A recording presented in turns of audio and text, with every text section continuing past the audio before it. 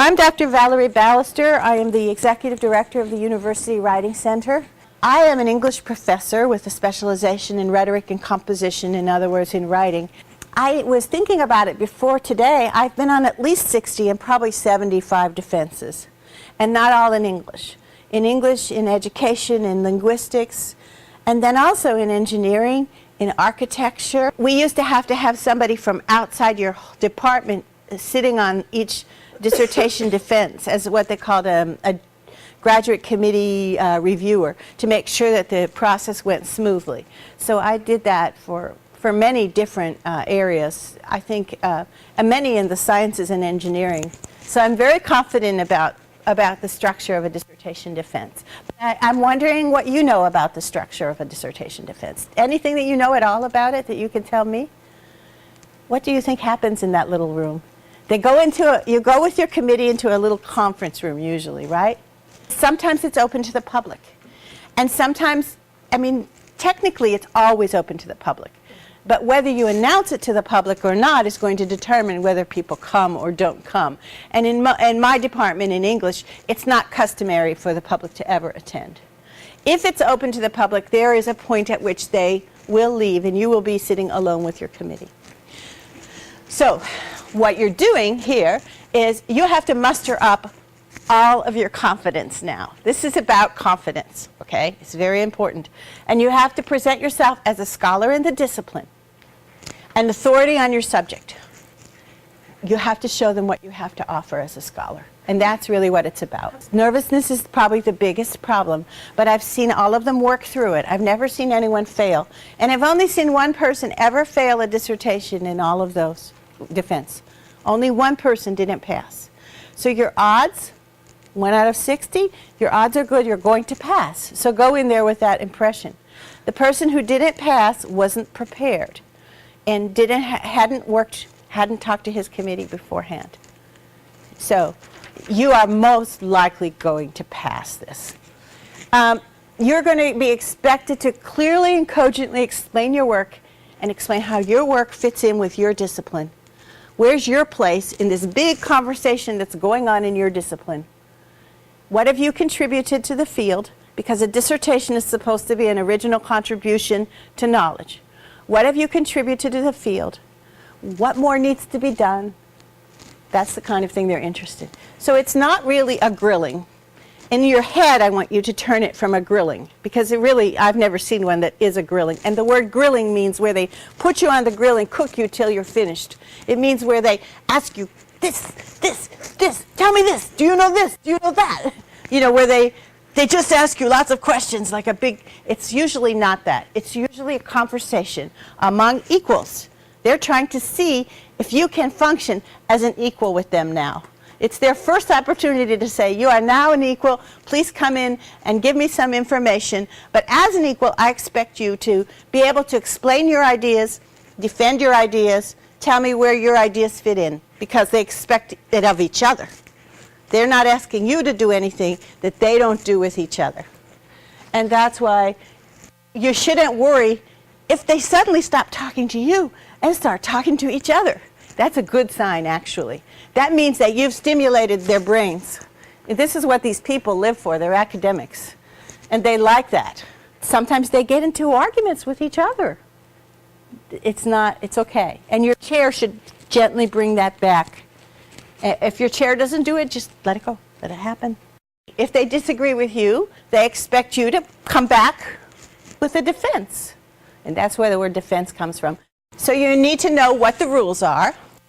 Have a talk with your advisor and find out what if you don't know now, you can talk to other students, but you definitely need to talk to your advisor a good while before the defense and say, I would like to know what to expect. Can you explain to me how a defense happens in our department? What is the usual thing that happens? What do you want from me as your candidate? And then know your committee as well. Sometimes when we work on a dissertation, we get isolated from our committee. Make sure that the committee gets the dissertation in plenty of time. That's something your advisor can tell you. If you give it to them 2 weeks before, they'll probably read it the night before. And then any objections they have, they didn't have a chance to tell you about. So if you can give it to them like a month before, even more, you can work that out with your advisor, but the sooner they get it, the more time they have to respond to it and to let you know before the defense where are their areas of concern. If you go in then and meet with them, but do get your, I think you should get your committee chair's advice and permission before you go meet with all your members. But when you do that, they even sometimes tell you what question they're going to ask you. Or maybe they'll give you a hint about what question, because they'll tell you, what concerns me about your work is this. What I like about your work is this. I see this, but did you do that? And then when they read it again, their minds are going to go back, oh, we had a conversation, we talked about this. That's the question I'm going to ask. Because when I'm a committee member and I'm sitting there on the hotspot and I have to ask an intelligent question, I'm going to go back to what I remember most about your dissertation. Now, the first thing you should be able to do is answer the question, tell me about your dissertation. This will come in handy on the job market as well. So, in your head, write a speech. Just a brief speech. And you can break it up so that you're basically repeating what's the information in your abstract. This is the question or problem that led me to research. This is the method I used, the way that I decided to deal with that. I should have added method in here. This is what I found. And I put thesis separate from here. Thesis is really, what is my hypothesis? This is the problem, and this is what I think is going to happen. And then this is what I found happened. In the humanities, we're going to call it a thesis. In sciences, we might call it a hypothesis, right? But I had a question. Here's how I thought it would be answered, and here's how it actually was answered. And then this is the significance of my work, how it can be applied, what it means for the profession, how it changes our theories, how it changes our practices, whatever the significance might be. And don't forget to bring a copy of the dissertation with you to the meeting, because people will usually the committee brings their own copy. Again, that's a thing you want to check with in your own department. Will they bring their copies, or do I have to provide copies for everybody? But usually they bring their own copies, and they'll say, on page 55, you said blank, blank, blank, blank. Explain it. Then you need to have page 55. So you need your own copy minimum. Try not to wait till the last minute. The sooner they get, if it's not finished, say, here's what I have so far. Just put a deadline date and say, I don't have everything finished, but here's what I have so far. That gives them the opportunity to respond, and you'll know. And they're going to say, oh, but you don't have this. And then you're working on it. It's coming. So you'll be ready to answer about it. So you have to practice. Just like your little girls doing ballet, you need to practice. So write down, just so you have it in your head, how I would answer the question, tell me about your dissertation. And then practice it. Practice in front of a mirror. Say it out loud. Don't memorize it, because you want to be agile. If somebody interrupts you, you want to remember where you are. You don't want it to be just rote. You want to be able to say it even in a few different ways. But you want to be able to say that. You get so focused on what you're doing, you want to talk about the details, and you forget that other people don't even know what question you're trying to answer. What brought you to the research interests people. What's the problem? How did you approach the problem? What did you think you were going to find? What did you find, and what does all this mean? Of course, you want to dress for success, and you want to stay calm, and you want to smile. It's important not to be too serious, to show that do this, and you can do this. Remember, the success rate is high. In some fields, it's optional to present. In some fields, it's always done. First is prepare for technical difficulties. If I came in here today and this was not working, I have my hand out, so I could use that. For yourself, if your slides are reminding you what to say, make note cards or make a copy of your slideshow so you see every slide so you can follow along. Be ready for technical difficulties. It could be that you are in a room where there is never a failure and the electricity goes out that day. and you have worked a month to get all these people into the same room at the same time, it's not easy to schedule a defense because every professor has a different schedule, and they're all very busy. So you're going to have it even though the electricity is out, okay? So be ready. Consider handouts. You don't want to give everybody lots and lots of handouts just to give out handouts, because you don't want them looking at the handout. You want them looking at you. You want them looking at your slides. So make sure your handouts are only used to present things that can't go on a slide. It can't fit on the slide, or things that you really want them to remember. Maybe it's a photograph or an illustration. Maybe it's a chart or a graph. Maybe it's a quote. But whatever it is, should be things you want them to take away with them to remember, to be very vivid, or things that is hard to put on a slide. Find out how long that usually the presentation is. Typically they're 8 to 10 minutes. In many cases you're going to need time for questions. In other cases, no, because you're just presenting to the committee and that's just what they're going to do. They're going to start with questions as soon as it's over. So find that out from your advisor. Ask, how much time do I have to do the presentation? Do I have a public audience? If I do have a public audience, how much time should I give them for questions? It's usually 5 minutes for questions, approximately. So if they say you have 10 minutes total, it's 5 to talk, 5 for questions. We have a handout in the Writing Center called Designing Effective Presentation Slides, and it's under oral communication, so I suggest you look at that. You want to be sure you don't put too many words on a slide. Make sure your slides basically cover your main points, but that people are looking at you as much as they're looking at the slides. The slides help them if they lose their place. The slides emphasize your main points, but they should be listening to you, not just reading the slides. So I recommend the handout of Designing Effective Presentation Slides. I'll tell you how to divide your presentation, how to organize it. It's the same thing I told you to memorize. The problem or questions that led to your research, your methods for answering the question or solving the problem, your major findings, the implications, significance, or applications of your findings. And add to that your next step in your scholarly career. They'll be interested. If you don't say, they'll probably ask at least. They might want to know if you've applied for any jobs, but when I'm talking about your scholarly career, I'm talking about in your research part. What will you research next? Will this dissertation lead to articles? Will it lead to a book? Will it lead to another grant, another research program? So where will this take you from here? The chair will probably say, okay, we are going to ask you to leave the room. They're just deciding what procedures will be followed so that everybody agrees on the procedures. If they're going to be allowed to interrupt each other with a follow-up question, or they have to each wait their turn, that's all they're deciding now. And next thing they're going to do is have you come back in, and your chair will tell you, okay, this is what we're going to do. We're going to start with Dr. Ballister. And now Dr. Ballister has to sound very smart and give a good question, right? And sometimes in the process, in her head, she's still forming the question. So she may ramble on a bit. And that's why you have to listen. Listen, really focus. Don't be thinking about what I'm going to say next. Listen to what they're saying now. Because then she's going, well, in chapter 3 you did blah, blah, blah, blah, blah, blah, blah, and in chapter 7 you said, and then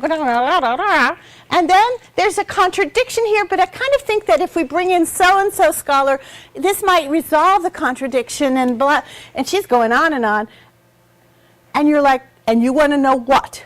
What is your question? And she might say, and what do you think of that? So you have to be listening. Listen closely.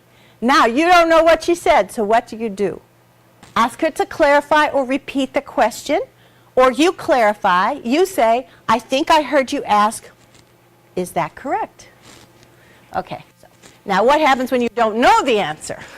Okay, so you have lots of options when you don't know the answer, but I came up with a few options. You asked me whether I think that this is a regular phenomenon. I'm not sure. but I think. So you don't have to go, yes, it's a regular phenomenon. No, it's not a regular phenomenon. You can say, I'm not sure, but take a stab at the answer. Try to answer. And let them see your thought process. That's what they're doing for you. They're letting you see their thought process when they're going on and on and on. So you do the same thing. They want to see that you can think. That's what they're looking for. Can you think? Is this a regular phenomenon? I don't know, but that question has interesting implications. For example, if I knew the climatic changes in August, then knowing that would help me do this. Keep yourself focused on your data. You are the expert, okay? On your data, on your project, on your ideas. You are the expert, and they're actually trying to treat you like the expert, and they want you to answer like the expert, okay? They respect you, believe me. There's never any perfect data. So the doubts are saying, oh man, if I only could have done this. Right. So that's good to talk about. Be confident, however. Say, given the constraints I was working with, this was what I was able to do. But if I could do more, if I, this is my dream, if I could really have done this. Or in doing this, I learned a problem with this kind of data collection. Next time I'm going to do it this way. Is it okay to just say, I don't know? It's okay. If you really don't know, this may be a little better. It's better to say I don't know than to fake it. The thing you don't want to do is fake it, because these are not people that will be fooled. So don't fake it, that's all. Sometimes when they ask the questions and they're coming and you're trying to listen, you need a little time. You can slow things down. You can slow things down by pausing, take a breath, look at your notes, even state, and do you think this is a regular phenomenon? I need a little time to answer that. Can I just have a minute to gather my thoughts? They'll always say yes. Don't take 3 minutes, but just a few seconds. Maybe at that point, maybe look down so that you're not distracted by them. Focus, focus, okay, I can answer this question. Boost your confidence, and then go for it. Another thing is to ask them to repeat the question, both when you don't understand the question and when you need a little time. Maybe you did understand it, but you just want to slow things down. So if you've said something wrong, or you realize that you started answering a new question and suddenly, ooh, I should have said that too. How do you handle that? Well, it's a good idea to just admit it. Oh, wait a minute. I'm wrong about that, aren't I? I realized that just now. And just correct yourself. Or you can answer the question you're on and then go, may I also add something else? I realized that when you asked me this, I answered, but I could have said something more. And just go ahead and say it. So you have the opportunity and you have the right to say, I want to say something more, I want to correct it. And thank you for that question. I wish I had thought of that earlier. That's a really good point. So they've finished asking your questions. They ask you to leave again. Don't go too far. Go outside. Now you're really sweating. Remember the odds. You're going to come back in, and they're going to say, congratulations. Now, we want you to rewrite the conclusion. However, you have passed. Okay? So just remember, that it's very common that they will ask for revision. They did for me. In fact, one of my committee members said, Valerie, you know that conclusion just won't do. That's okay, because I managed to pass the defense part. They knew I knew what I was talking about, but they knew that my writing fell down in the hardest part. The conclusion is usually the hardest part, where you have to think about the significance and fit it into all the literature that you've done, and So it's very common for that part. Or it could be that you have some tables that aren't in the right format, or it could be something else they noticed, that some problem that they thought that you just didn't quite capture. Sometimes you said something in the defense that they want you to put into the dissertation. Usually when you come back into the room and they say you passed, but we want you to make the revisions, they expect your chair to keep notes. And he or she will actually make sure you make the revisions. However, if that's not, you could also suggest at that point, when they say we're going to need revisions, you can ask them, could you please summarize the major revisions you want me to make so I can make some notes now? Now, whether each committee member is going to have to see those changes or not will also depend on what they decide with your chair. Many times they decide that the chair will be responsible for making sure those revisions are made, and they don't have to see it again. But you know, they still have to sign your dissertation. So sometimes they'll sign it there. If you take your title page in with you, they'll sign it right there. And sometimes they won't sign it until they see those revisions. So that's another reason you go see your chair to find out how it's normally done. And other times, everything's fine. They don't even want any revision. And as I said, it's possible they will say you did not pass the defense. Knowing your material is extremely important. Don't go in there without having read your own work. You think you've read it because you wrote it, but you haven't read it, okay? Even if you finish writing it a week before, give yourself a little time and read it again. Practice will, and knowledge of your topic will make you feel really confident. And remember, and positive self-talk, remember who you are. You probably know more about this topic than anybody. I can guarantee you know more about this topic than anybody, even more than your advisor. Okay? Because that's what a dissertation is. It's going farther than your advisor can take you this far. You've got to go the rest of the way. And so hopefully, even though your advisor's going with you and following behind, you really do know more if you stop. Think a lot before you get there. That's why you need the time to prepare it. Okay?